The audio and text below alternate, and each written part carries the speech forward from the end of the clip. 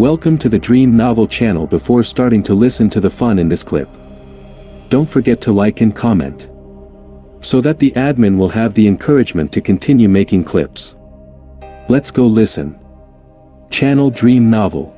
Chapter 216, I Have a Better Option. Ron was genuinely terrified. The moment he found out that Hagrid had been keeping an acromantula, he no longer cared about the dragon and wanted nothing more than to hurry back to the safety of the castle. As long as he could leave this spider-infested place, even if it meant spending half the day writing essays, he'd do it without complaint. But this simple wish went unfulfilled. Harry and Hermione were still deep in conversation with Hagrid, tirelessly listing every reason they could think of to convince him to let Norbert go. Leaving wasn't an option for them yet. Ron briefly considered abandoning Harry and Hermione to return to the castle alone, but he quickly dismissed the thought. It would only make him seem weak. So, stuck in place, he tried to keep his fear in check, standing rigidly, hardly daring to breathe.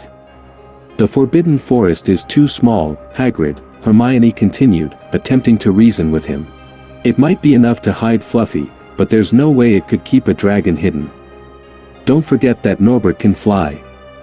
With just a few flaps of his wings, he can reach 50 feet or more.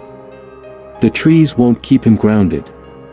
But I've only just got him, Hagrid murmured, looking torn. Do you really want him to stay grounded in the Forbidden Forest forever? Hermione pressed on. Norbert's a dragon, Hagrid. He was born to soar in the skies. I know I can't keep him forever, Hagrid admitted, biting his lip. But yesterday, while he was eating, he rubbed his head against my hand, like he thinks I'm his mom. I can't just toss him aside. I just can't. What?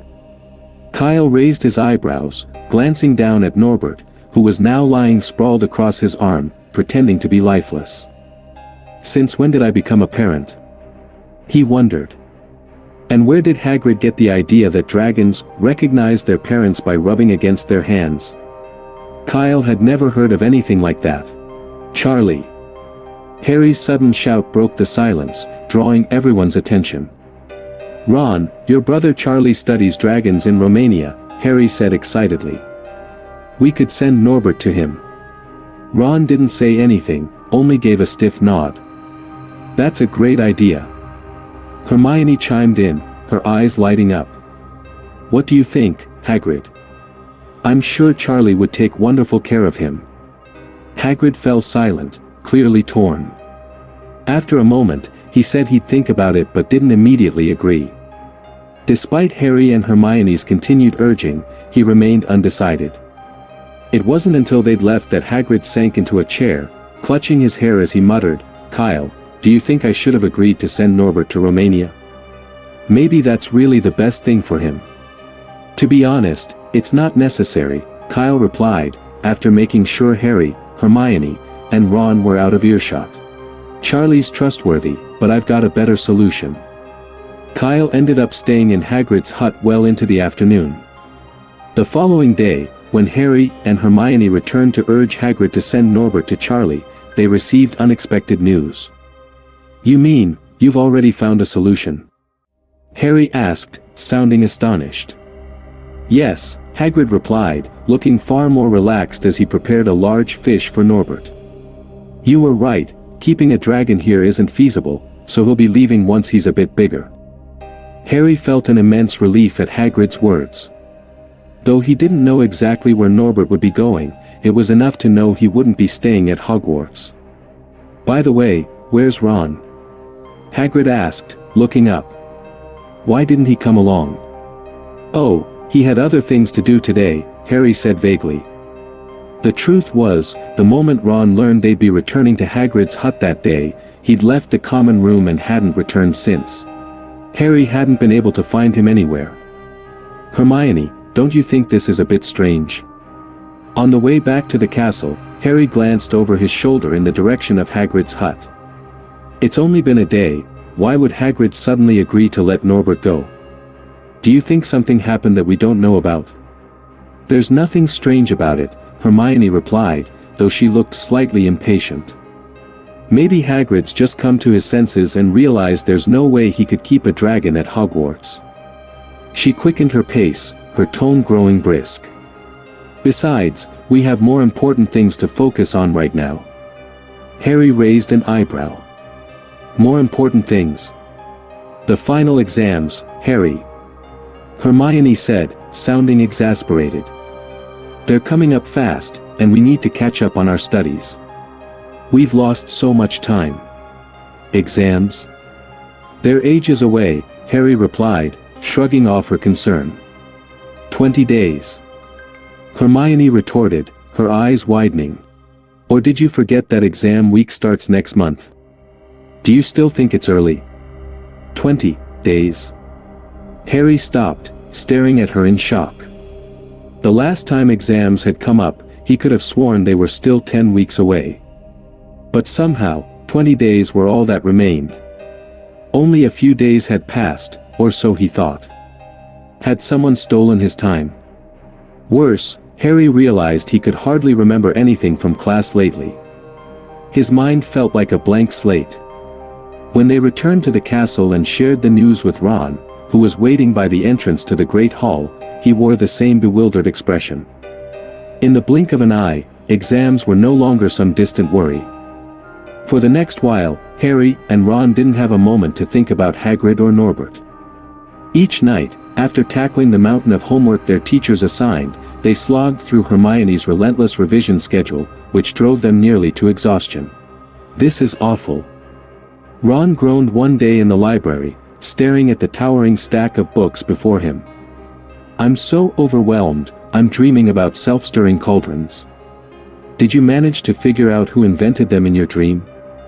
Hermione asked, looking up from her own pile of books, which nearly covered the entire table.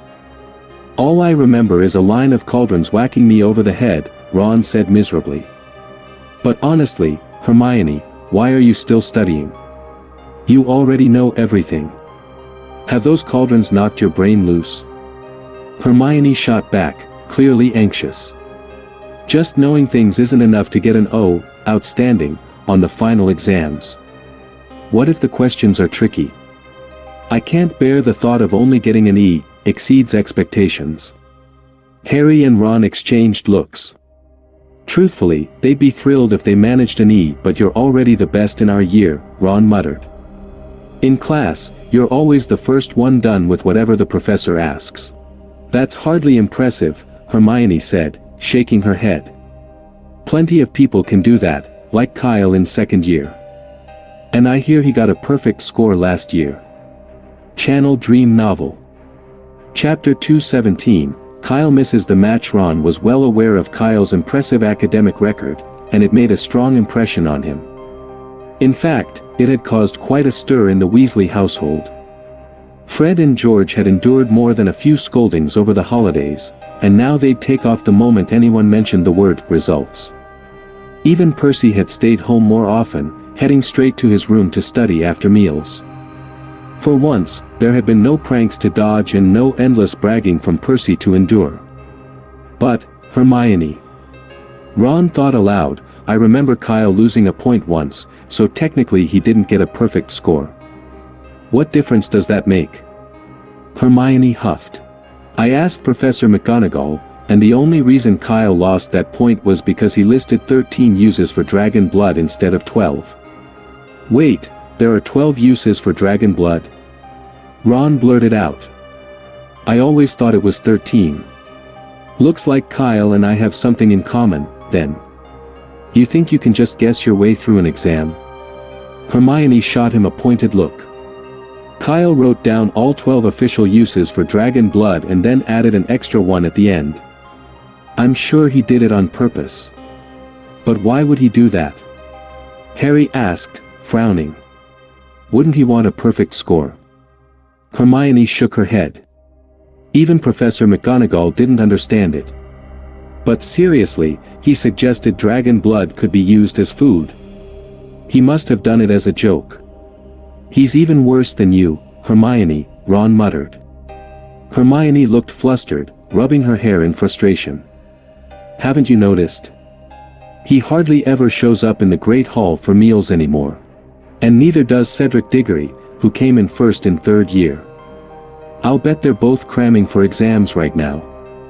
Just think about it, if someone who nearly scored perfectly is putting in all that effort, how can I not study, she declared, diving back into 1,000 Magical Herbs and Fungi, a book she'd read countless times.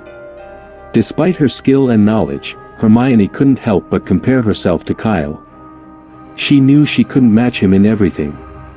On the train, he'd effortlessly dealt with Malfoy and his gang, a feat she wouldn't have managed. And on Halloween, while she'd been frozen with fear, Kyle had taken down a troll in mere seconds. Not to mention those brilliant Quidditch accessories he designed, items she couldn't even dream of crafting, at least not with the same finesse. But when it came to academics, Hermione refused to concede. This was the one area where she was determined to keep up. Meanwhile, in the Hufflepuff common room, Kyle was busy playing with a niffler. "Kyle, the exams are just around the corner. Are you sure you don't want to study?" a voice asked. "No need," Kyle replied without looking up. "It's just a final, not an OWL. You could scribble your way through it and still pass, so why waste time studying? Am I bothering you?" "No, not really." Conna, his friend, shook her head but looked curious. "I'm just wondering why we barely see you at meals lately." "I just haven't been in the common room much," Kyle said. "Our match against Slytherin is coming up soon, so I figure it's safer to eat here for now." The final Quidditch match was only 2 days away, and Kyle couldn't understand why Madame Hooch had scheduled it the week before exams, nor why Professor McGonagall had approved it. Hufflepuff was set to face Slytherin first, with Ravenclaw and Gryffindor scheduled to play after exams. "Slytherin's desperate after losing 2 matches," Kyle explained, shaking his head. "Just yesterday, Harris ended up in the hospital wing after eating a chocolate sent by a Slytherin girl. He's still in there." "That's awful." Conna frowned, visibly angry. "So you're avoiding the Great Hall because you think they'll try to poison you too?" "No, not exactly," Kyle replied, shaking his head. "Their tricks are too crude. Only honest people like Cedric and Harris fall for them. I'm more worried about Snape poisoning me." "What nonsense!" Conna scolded, giving him a playful punch. "Professor Snape would never do that." All right, I take it back," Kyle said, rubbing his arm with a laugh. "It's not Snape I'm worried about, really. Just being cautious." Conna glanced at him, a faint blush on her cheeks. "Don't worry. We'll definitely win the championship." Kyle gave her a small smile but didn't reply. Victory was almost certain. Hufflepuff was leading the standings with 2 consecutive wins and nearly 400 points ahead of the second-place team. Losing wasn't even a real concern. What bothered him more were the Slytherin team's antics. Kyle definitely didn't want to end up like Harris, who'd been escorted to the hospital wing after being sick from a tampered treat. Harris was in his 6th year, with only 1 more left before graduation. But Kyle had 5 more years at Hogwarts, and he was determined to steer clear of that kind of humiliation. So, for now, he'd avoid the Great Hall at all costs. And so, 2 days later, the final Quidditch match of the year finally began. For many students, this match was a welcome break, a flash of excitement in the midst of their monotonous exam preparations. On the day of the game, Harry and Ron woke up early, momentarily leaving all thoughts of exams behind as they eagerly headed to the Quidditch pitch. Hermione followed reluctantly, grumbling that they really shouldn't be distracted by a game so close to exam week. "Just forget about the exams for one day, Hermione," Ron said with a grin as they took their seats in the stands. "It's the last game of the year. Look, here comes Hufflepuff." Cheers erupted from the stands as Harris stepped onto the pitch. Although still looking pale from his recent stay in the hospital wing, his eyes shone with determination, and the Hufflepuff supporters cheered him on with even greater enthusiasm.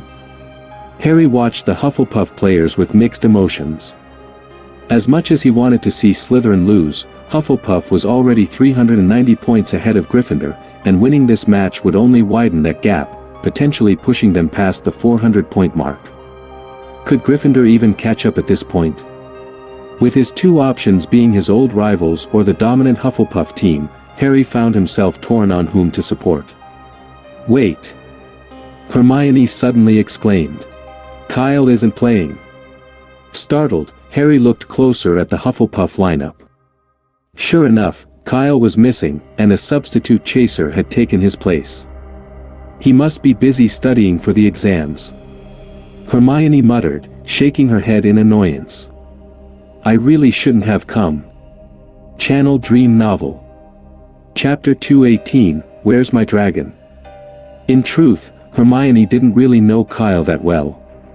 If she had, she'd realize that nothing, not even a final exam, and maybe not even the OWLS, could keep him away from a Quidditch match. The real reason for his absence this time was because he'd received something unusual and urgent. 5 minutes before the game, an owl had flown into the Hufflepuff changing rooms, dropping a chipped teacup at Kyle's feet. Kyle, someone sent you rubbish, grumbled Keeper Farrell, eyeing the chipped teacup with distaste. The match is about to start. Who on earth would do this? It can't be those Slytherins again, can it? Kyle said nothing, just stared at the teacup, frozen. He recognized it immediately as Hagrid's. He had convinced Hagrid to throw it out ages ago and remembered it distinctly. Sorry, Captain, something urgent came up. I might not be able to play in the match, Kyle said abruptly. Without any hesitation, he mounted his broom and flew out of the changing rooms, still wearing his uniform. His teammates stood there, stunned. By the time they realized what was happening, Kyle had vanished. That's the first time I've seen Kyle look so serious, Farrell muttered, glancing at the others. Think he's going to confront someone about that thing? I doubt it. Cedric replied, shaking his head. Kyle's expression hadn't looked angry, just worried. But what about the match? Asked Peter Will, looking concerned. We're about to go on. It's fine, we'll put in a substitute, Harris said, quickly heading off to find Madame Hooch. Meanwhile, Kyle was speeding across the grounds on his broomstick, heading straight for Hagrid's hut. As he landed, he could already hear heavy, labored breathing coming from inside.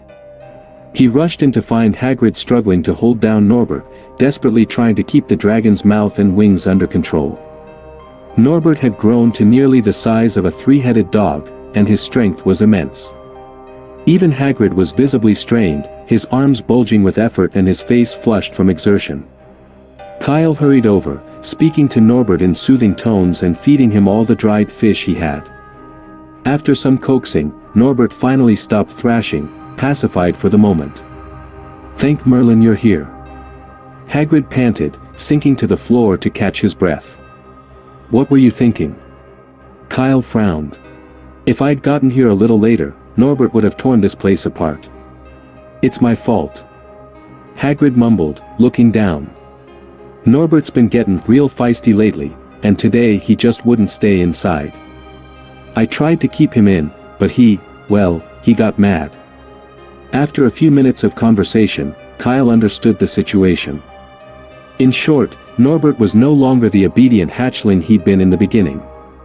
As he grew larger and more energetic, Hagrid's hut was starting to feel more like a cage than a home. He was desperate to get out and stretch his wings. Today's incident had been the tipping point. Hagrid, of course, hadn't dared to let him go, and in trying to hold him back, had pushed the dragon's patience to the limit.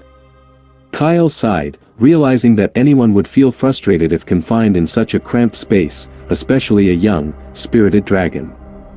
Norbert had shown impressive restraint to put up with it as long as he had. You should have written to me sooner. Kyle groaned, rubbing his forehead. With his recent workload, preparing a batch of exam-passing amulets and training for Quidditch, he hadn't checked in on Hagrid much, and he'd missed Norbert's rapid growth. Of course, he thought, I shouldn't have believed Hagrid when he said he'd write to me as soon as Norbert was as big as Fawn. Now he's practically the size of Fluffy. Hagrid finally grasped the gravity of the situation and, though reluctant, said, All right, you can take him away tomorrow. Not tomorrow, but right now, Kyle replied. He could throw another fit at any moment, and that would cause even more trouble. Right now? Hagrid frowned, worried. But how are you going to transport him? The Quidditch pitch is right across the way, and if Norbert leaves the hut, everyone will see. Oh. I know. We can use a suitcase. Hold on a moment. Without further explanation, Hagrid bolted outside. As soon as he was gone, Kyle approached Norbert and pulled a suitcase from his moleskin pouch. He opened it and set it down on the floor. Come on in, Norbert.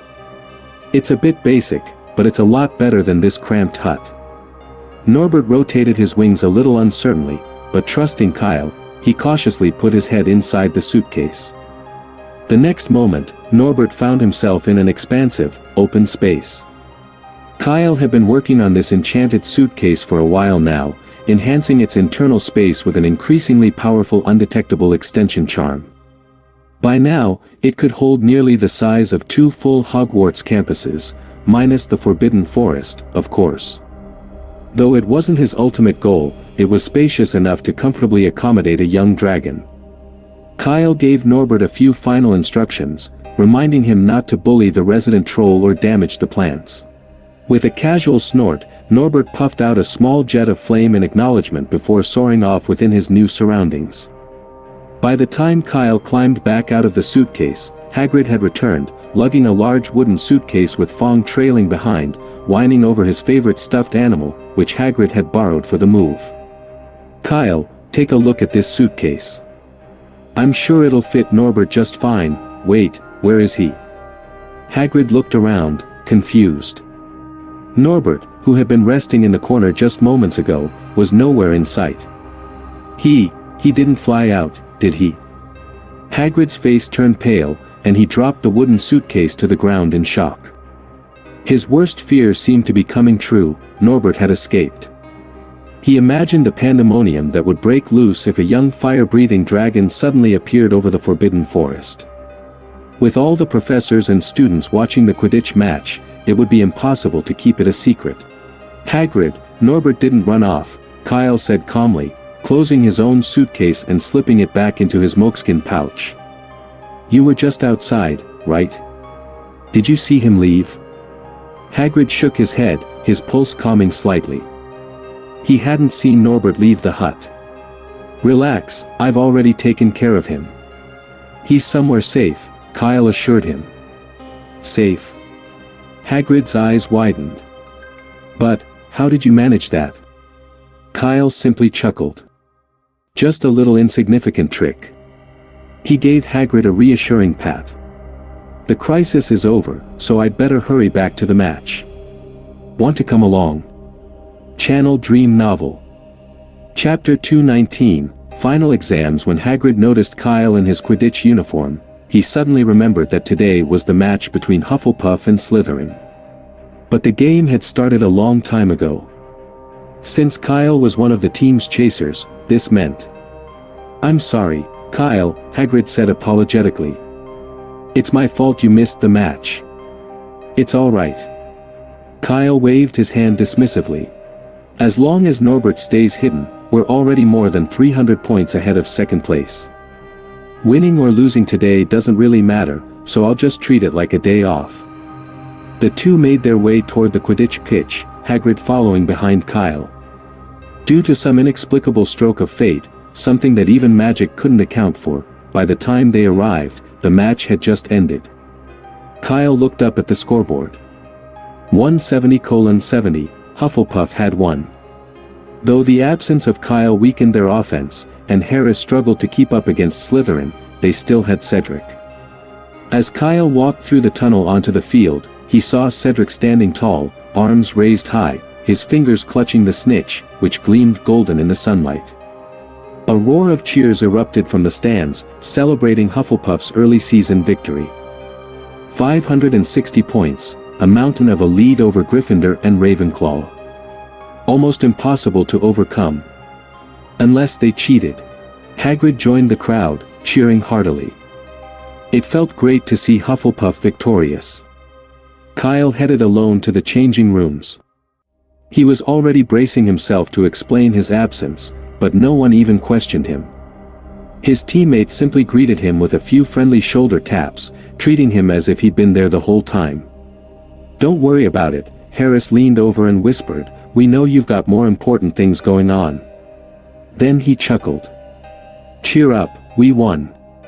"Exactly," Farrell added with a grin. "Unless Gryffindor and Ravenclaw score 40 goals in the next match, we're almost certain to win the championship again this year." The game was seen as the last celebration before exams started. That night, the festivities in the Hufflepuff common room lasted until midnight. Harris, who had previously bragged about being able to drink 1,000 butterbeers without getting drunk, collapsed onto the table after his third bottle.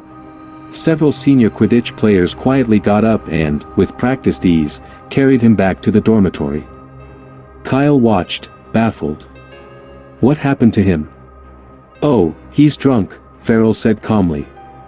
"You can get drunk on butterbeer?" Kyle asked in disbelief. "There's real beer in it, then." He had always thought it was a drink like hot cocoa. "Yes, but the beer is boiled to add just a bit of flavor." At this, a first year with pigtails piped up, "My family makes butterbeer, and I've seen them do it." "Exactly," Farrell replied with a laugh. "So if someone can't hold their drink, even butterbeer will knock them out, like Harris, who can only manage 2 bottles before he's done 4. I remember his first trip to Hogsmeade in 3rd year," Farrell continued, chuckling. "He fell asleep right there at the 3 broomsticks. Madame Rosmerta thought something was wrong with her butterbeer." Kyle laughed. "Who knew you could get drunk on boiled beer? Isn't pumpkin juice good enough?" Once Harris was carried off, the party quickly wound down, and everyone drifted back to their dormitories. After the revelry, what awaited everyone was endless revision. As exams drew closer, tension in the castle grew thick. There was no time to think about Quidditch, and students were seen everywhere, noses buried in their books. The atmosphere at Hogwarts was more intense than ever. Even Harry and Ron set aside their investigation of Snape and followed Hermione to the library, where they buckled down and studied hard. However, while Hermione was meticulously reviewing the material, Harry and Ron were merely skimming through the basics. In this tense environment, exam week soon arrived. For Kyle, the second-year exams posed little challenge. He finished the written exam in just 10 minutes. But Professor McGonagall wouldn't let him hand in his paper early, insisting it might tempt him to share answers with others. This year, Professor McGonagall was especially sour. Once again, she'd been assigned to supervise the lower-year exams rather than the senior ones. She silently cursed Dumbledore for this unwelcome duty. As she looked around the room, her disappointment deepened. The students were almost unnervingly well-behaved. Only 5 magical cheating devices had been confiscated before the exam, barely half the haul of last year. With nothing else to do, she wandered over and began to look at Kyle's paper. Observing her serious expression and the way she occasionally shook her head, several students glanced at each other, wondering if Kyle had done poorly on the test.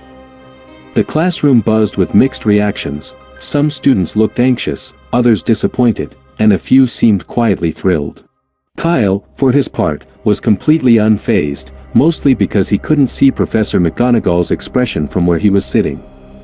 Once the written exams were over, the practical portion proved much more entertaining. For charms, Professor Flitwick enchanted a pineapple, challenging the students to identify the charm and restore the pineapple to its original state. When it was Kyle's turn, the challenge took a twist. The enchanted pineapple suddenly sprouted legs, leapt off the table, and began scampering across the floor. "You have 3 attempts," Professor Flitwick said with a grin, "but you must stay in one spot." The pineapple was impressively nimble, darting in different directions every time Kyle raised his wand and tried to cast. After 2 failed attempts, Kyle looked over at Professor Flitwick, clearly suspecting him of some mischief. Professor Flitwick simply smiled back, looking innocent as ever. Only one chance left. Kyle sighed, taking a deep breath as an orange light began to glow from the tip of his wand. Wait. Professor Flitwick's eyes widened, and he quickly stopped him. The Transfiguration exams are happening in the next room, and this spell might affect the others. What about my exam? You passed, Professor Flitwick said, smiling warmly. In truth, he'd already given Kyle full marks from the start and had only been stirring up some harmless fun. Channel Dream Novel. Chapter 220, Felix Felicis for Kyle. The minor mishap during the charms exam had no effect on his final grade. Impeccable, Professor Flitwick said, smiling. I'm looking forward to your final score, Kyle. I hope you didn't intentionally get one question wrong like you did last year. It's been a long time since Hogwarts has seen a student with perfect marks in every subject. Kyle smiled sheepishly. Last year, he hadn't expected to ace the potions exam, so he jokingly listed the 13th use of dragon's blood, figuring an extra point or two wouldn't make much difference. In the Transfiguration exam, Professor McGonagall tasked them with transforming a rabbit into a trophy. The more intricate the trophy, the higher the score. Points would be deducted if any rabbit fur remained. Kyle completed the task with ease. The last subject, as always, was History of Magic. When Professor Binns told them to put down their quills, it meant the school year was officially over. No more studying, no more early mornings, and no more library visits for homework. They were finally free to enjoy the summer holiday. As Kyle walked out of the classroom, he could hear cheers all around him. Everyone wore smiles, and the air was filled with a sense of relief and celebration. To his surprise, he noticed a few people giving him odd looks. Some offered him encouraging smiles, while others laughed openly, leaving him puzzled. Just as he was about to ask someone what was going on, Cedric approached. I've heard about it, Cedric said, patting Kyle's shoulder. It's alright, you didn't do well in one class, but that doesn't mean anything. You're still the brightest student at Hogwarts, no doubt about it. Wait a second. Kyle asked quickly, why are you saying that? What do you mean I didn't do well? How could results be out so soon? Don't you know yet? Cedric replied.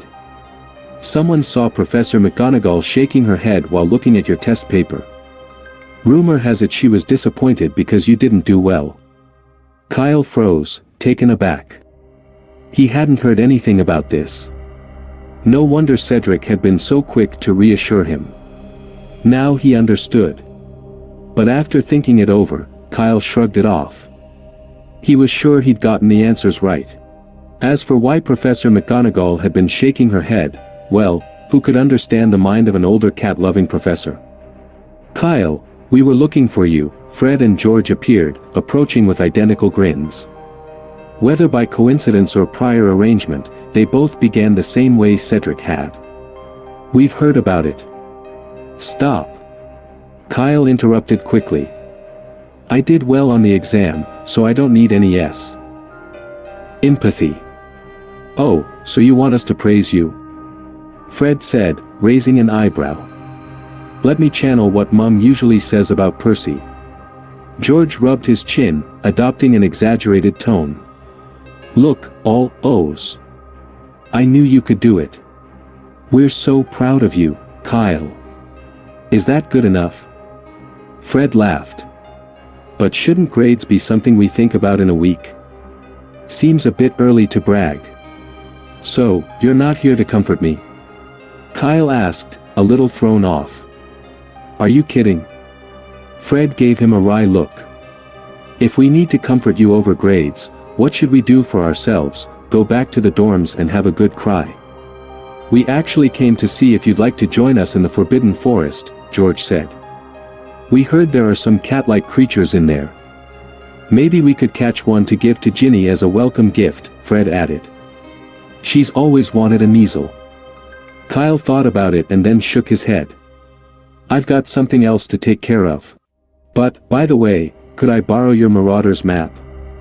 At this, the twins, who'd seemed a little disappointed, immediately perked up. They exchanged mischievous glances, clearly intrigued by Kyle's request. Sure, go ahead and use it. That night, Kyle quietly slipped out of the Hufflepuff common room and made his way to the restricted area alone. He had spent countless hours debating whether to get involved with the mess surrounding the Philosopher's Stone, and only last night had he finally made up his mind. After all, the stone itself wasn't his main concern, it belonged to Nicholas Flamel, and as Dumbledore's prized secret, it was likely out of reach. Kyle had come here for a different purpose. Of course, he still had to be prepared for a potential encounter with Voldemort, so he'd taken every precaution he could think of. He pulled a tiny bottle from his pocket, no larger than a thumb. Felix Felicis. Kyle knew he wasn't Harry, he didn't have any mysterious connection to Voldemort. If he was going to come out of this unscathed, he'd need a little luck on his side. "Here's hoping this journey will be worth the price of admission," he murmured, opening the bottle and taking a careful sip of the shimmering golden liquid inside. It would be wasteful to drink it all, he only needed a few hours of luck. The moment the potion took effect, Kyle felt an indescribable surge of confidence and clarity. It was as though endless possibilities stretched out before him, and things that had once seemed difficult now felt almost trivial. "Why did I waste so much time doubting?" he thought with a smile, pushing open the door to the forbidden area. Inside, Fluffy lunged at him with a growl, but as soon as the three-headed dog recognized Kyle, he skidded to a halt, wagging his tails with excitement. Two of Fluffy's heads nodded eagerly, while the middle one looked hesitant. "Bored, huh?" Kyle chuckled, waving a hand. "How about a little adventure? Just for a while, I promise we'll be back before Dumbledore notices." After a moment's hesitation, the third head finally nodded in agreement. Kyle packed Fluffy into a magically expanded suitcase, then took out his broomstick and descended through the trapdoor. The first room was empty. Kyle had removed the devil's snare from it a while back, and apparently, Professor Sprout hadn't noticed or hadn't bothered to replace it. It made him suspect there was another entrance the professors used when setting up the protections, one that bypassed the trapdoor entirely. Which meant that no one had even realized something was missing from this room. This was really irresponsible, Kyle thought, shaking his head. Did no one check these crucial defenses regularly? Now the fun in this clip is over. Which listeners haven't liked and commented yet? You can press like and comment to encourage the admin. Find the fun in the next clip. May the listeners be happy forever.